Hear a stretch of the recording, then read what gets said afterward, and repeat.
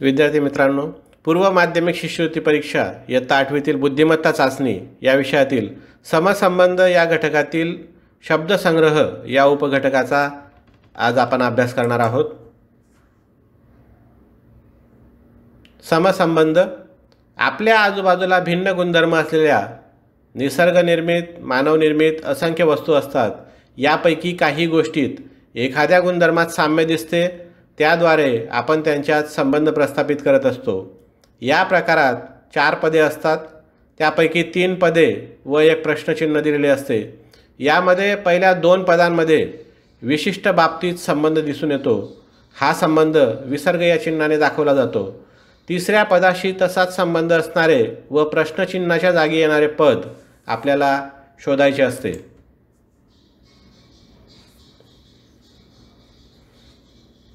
शब्दसंग्रह या उपघटकात 4 पदांपैकी 3 शब्द दिलेले असतात।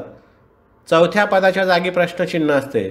समान संबंधातील प्रश्नचिन्हाच्या जागी येणारे शब्द शोधण्यासाठी तशाच प्रकारचा आशय, रंग, रूप, गुणधर्म, आकार, रचना असलेला शब्द शोधायचा असतो। त्यात समानार्थी शब्द, विरुद्धार्थी शब्द, एकाच शब्दाचे वेगवेगळे अर्थ असणारे शब्द इत्यादी गोष्टी विचारात घेऊन दिलेल्या पर्यायांपैकी योग्य पर्याय शोधावा लागतो।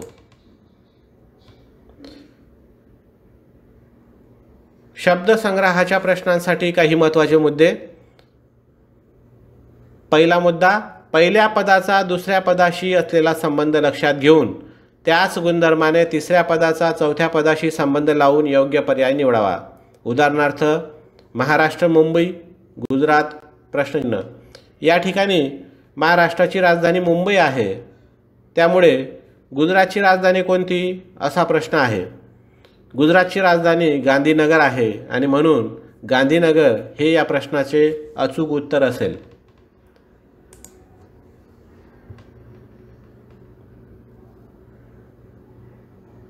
मुद्दा क्रमांक 2, मराठी विषयातील समानार्थी शब्द, विरुद्धार्थी शब्द, म्हणी, वचन, लिंग, वाक्यप्रचार, एकाच अर्थाचे शब्द, जोडशब्द यासारख्या शब्दांचा या उपघटकावरील प्रश्नांमध्ये वापर केलेला असतो। त्यामुळे त्यामधील संबंध लक्षात घेऊन योग्य पर्याय शोधणं आवश्यक असतं।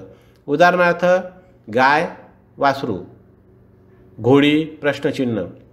या प्रश्नामध्ये गायीचे पिलू वासरू तसेच घोड्याचे पिलू कोणते असा प्रश्न आहे आणि म्हणून घोड्याच्या पिलूला शिंगरू असे म्हणतात, म्हणून दिलेल्या पर्यायांपैकी शिंगरू हा योग्य पर्याय असेल।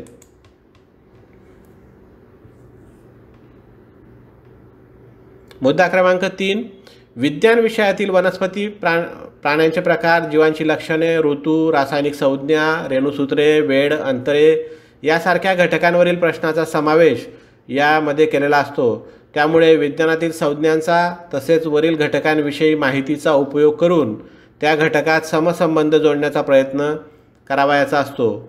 उदाहरणार्थ, श्वसन संस्था, फुफ्फुस, रक्ताभिसरण संस्था, प्रश्नचिन्ह। या प्रश्नात श्वसन संस्थेतील प्रमुख अवयव फुफ्फुस आहे, त्याचप्रमाणे रक्ताभिसरण संस्थेत प्रमुख अवयव हृदय असतो, म्हणून रक्ताभिसरण संस्थेसाठी हृदय हा अचूक पर्याय असेल।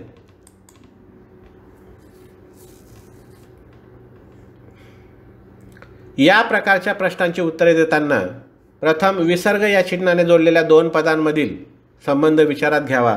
पहिल्या 2 पदांमधील संबंध विचारात घेऊन तिसऱ्या पदाचा विचार करावा लागतो। त्यानंतर तिसरे पद कोणत्या विषयाशी संबंधित आहे हे शोधून चौथे पद कोणते येईल याचा संबंध जोडावा लागतो। उदाहरणार्थ, हरिण, कळप, पक्षी, प्रश्नचिन्ह। या ठिकाणी प्रथम विसर्ग या चिन्हात हरिण या प्राण्याचा समूहदर्शक शब्द कळप आलेला आहे, त्यानुसार पक्ष्यांचा समूहदर्शक शब्द थवा येईल, म्हणून थवा हे या प्रश्नाचे अचूक उत्तर येईल। या पद्धतीने वेगवेगळ्या प्रकारातील शब्दसंग्रह या घटकातील समसंबंध शोधून योग्य पर्यायाची निवड करावी। थँक्यू।